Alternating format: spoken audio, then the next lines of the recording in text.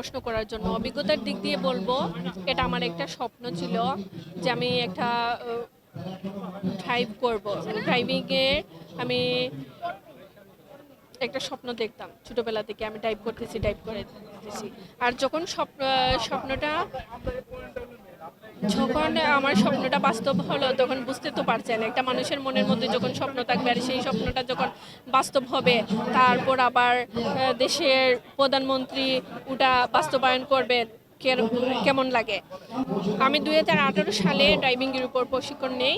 2021 সালে আমার চাকরিতে বিআরটিসিতে আমি যোগদান করি। 6 বছরের অভিজ্ঞতা নিয়ে আমি কাজ করতেছি। আর বর্তমানে মহিলা বাস সার্ভিসে আমি আজকে তো উদ্বোধন হবে।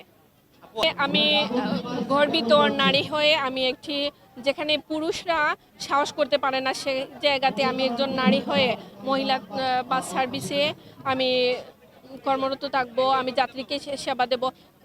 কর্মটা ছোট হোক বড় হোক সেটা বেটার না, ম্যাটার হচ্ছে আমি একজন সেবক।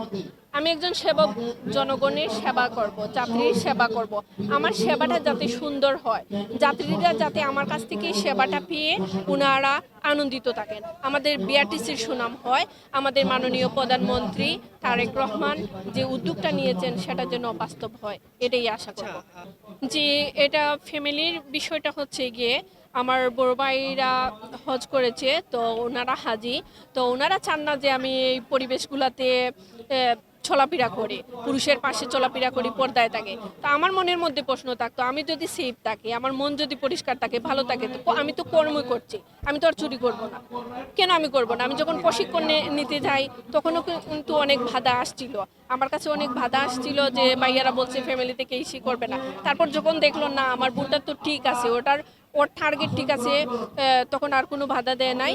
আর ছবে আছি আলহামদুলিল্লাহ। আমি বলবো আমাদের বিআরটিসির পরিবারে, আমি সিলেটে ছিলাম, সিলেটের আমাদের যে সহকর্মীরা আছে ওনারা, ম্যানেজার স্যার বলেন, প্রশিক্ষক বলেন, ইনচার্জ বলেন, সবাই আমাকে সহযোগিতা করেছেন। আমার কলিগরা আছে, আমার উস্তাদরা আছে, ওনারা সবাইকে সহযোগিতা করেছেন।